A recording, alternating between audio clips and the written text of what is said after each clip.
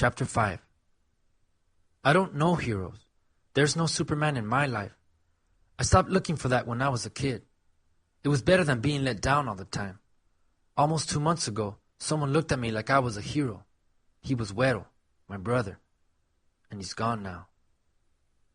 I scribbled the words in my English notebook after dinner and then slammed the book shut. I couldn't believe I was writing. Who was I kidding? I knew what I wrote wasn't what Mr. Mitchell wanted. And I'll be honest with you, I was too scared to keep going. Just those few sentences made my hand shake like it does when I drink too much soda. I couldn't go any further. It does my heart good to see you doing your homework, Martin, my mom said, coming up behind me while I was sitting at the table. She put her hand on my back like she did when I was little. For a second, I felt like I was 8 years old again. I didn't speak, but I didn't push her hand away.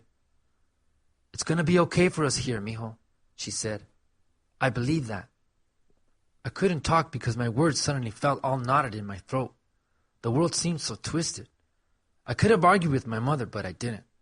I don't know why, but I just let her touch me, never mentioning our last conversation, which still hung in the air like an invisible shadow. The next day I cut school. I hadn't exactly planned to do it. I'd even prepared to show Mr. Mitchell my paragraph, just to get him off my back. But when I got dressed and finally left our apartment, I just couldn't get myself to go to the school. The closer I got, the harder each step became. Finally, I just turned around, went home, grabbed a few dollars, and headed to the bus station. A few minutes later, I was sitting on a bus heading back to my old neighborhood. I figured once I got home I'd find Frankie and we'd hang out, just like old times, I told myself. But that was a lie. I knew old times ended when we buried Güero. Truth is, I just needed to get away from the new apartment, the homework that made me shake, the teacher who got in my face, the pretty girl who challenged me. I had to get away from Bluford. After a 30-minute ride, the bus was so crowded people had to stand in the aisle. Next to me, an elderly white woman carrying a bouquet of flowers struggled to steady herself. I smiled at her, and she turned away without a word, like she was scared of me. Her look made me feel so low, you know. In her eyes, I was guilty, and she didn't even know me. I couldn't take it. "Excuse me," I said to her.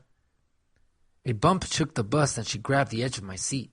Her fingers looked like old tree roots that grow on the top of the ground, but she didn't acknowledge me. "Ma'am, excuse me," I said again. This time she turned around slowly. Again, her eyes were nervous. "Would you like to sit down?" I said. "You can have my seat." The woman hesitated.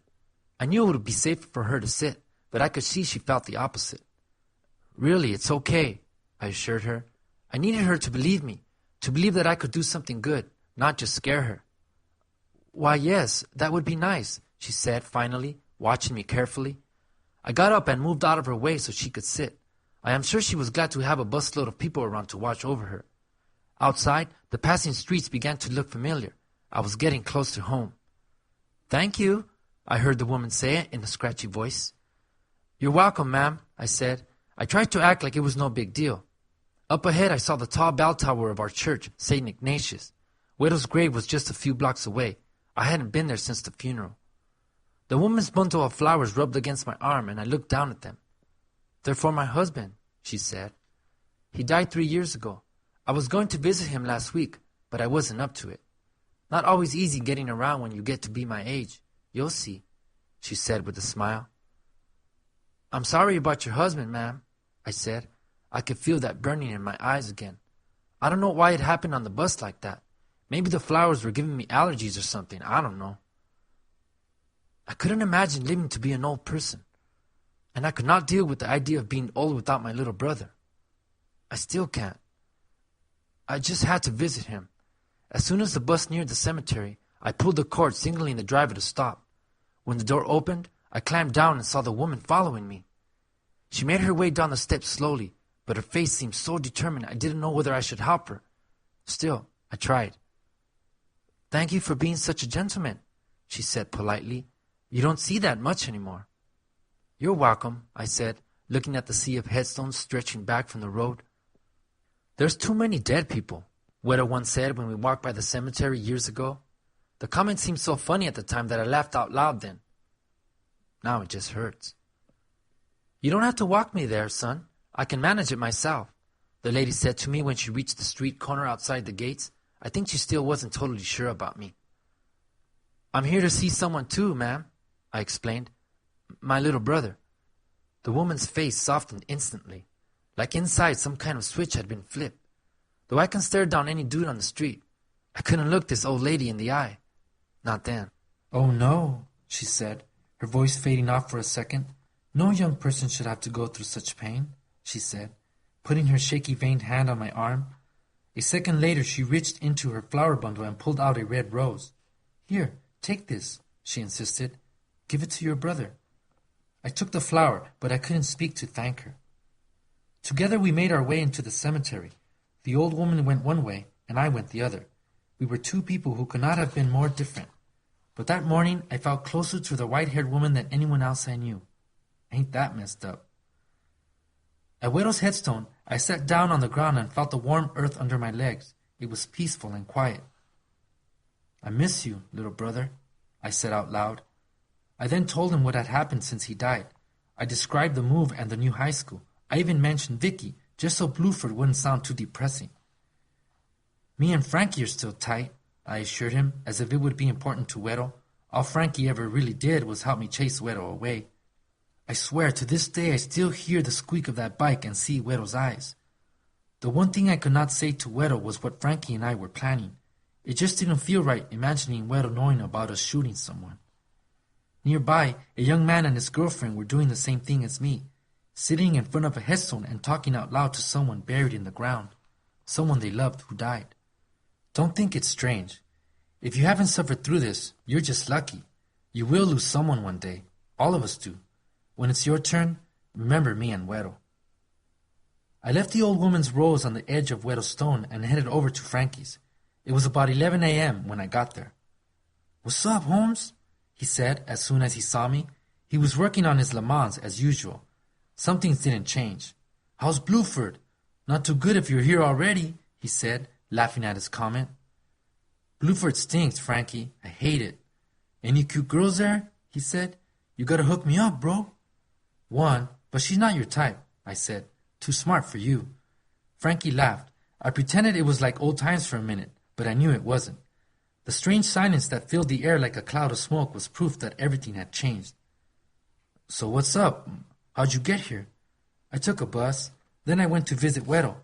My first time since, you know." Frankie lit a cigarette and said nothing. It's what he always did when something bothered him.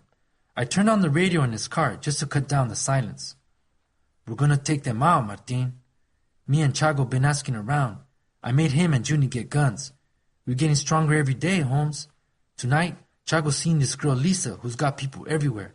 I bet money she knows something. Trust me, as soon as that car appears, we'll know it." I felt like I was hearing him from far away, like he was on a bad phone connection with me or something. "My mom thinks it was my fault." "What?" "She said if I hadn't been out on the street, Güero wouldn't have been shot. And you know what, Frankie?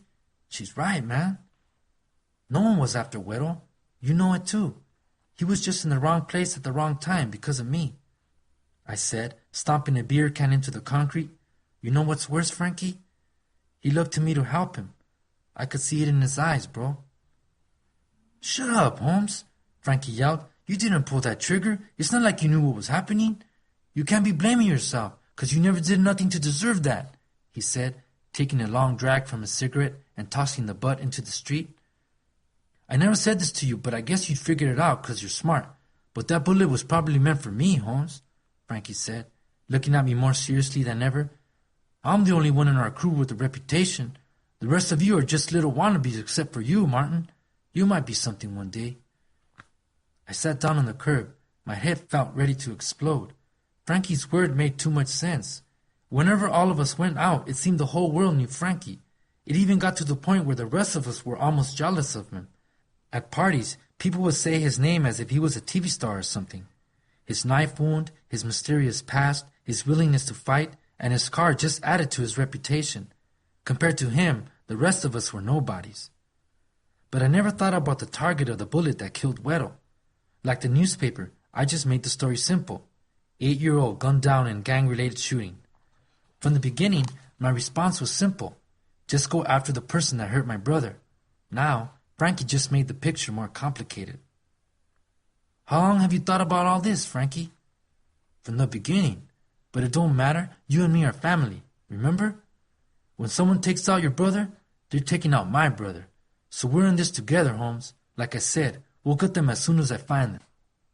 I'm serious when I tell you all this had my head spinning. I felt dizzy. I know Frankie thought his words were supposed to comfort me, but they didn't. Instead, I had that nagging feeling that you get when you know you're forgetting something important, but you don't know what it is. You're still down with this, right, Holmes? Frankie asked me, studying my face strangely. You're not getting soft or nothing. No, I'm down, Frankie. Don't worry. But as I said the words, I was thinking that Frankie should have told me people were after him. If he had, I would have found a way to keep Weddle away. Maybe I could have saved him. Cool, Martin, Frankie said, getting in his car and starting the engine. Let's get out of here. I spent the rest of the day with Frankie. After visiting 2 auto parts shops, we worked on his car, grabbed some burgers, and picked up the rest of the boys. We hung out in Chago's garage. Junie and Frankie shared a joint. It wasn't the first time. I even drank half a beer, trying to pretend that I was like the rest of the guys, hanging out, telling stories, chilling. But who was I kidding? The beer tasted nasty, like dog pee. The boys' jokes didn't seem as funny. All the smoke stunk up my clothes. And Frankie kept watching me. He knew I was different, but I doubt if he knew why. It was about 8 o'clock when Frankie drove me home. He made me direct him to Bluford just so he could see my school. This ain't your world, Holmes, he said, studying the school, and then staring at me. I nodded. He was right, but I wasn't sure what my world was. Not anymore. Martin, if there's something you need to tell me, you should do it. It ain't good to keep things hidden from your brother, he said once we got to my mom's apartment. His words seemed false to me. If he had followed his own advice, maybe Weddle would still be alive. Don't worry, Frankie. When I have something to say, you'll know it.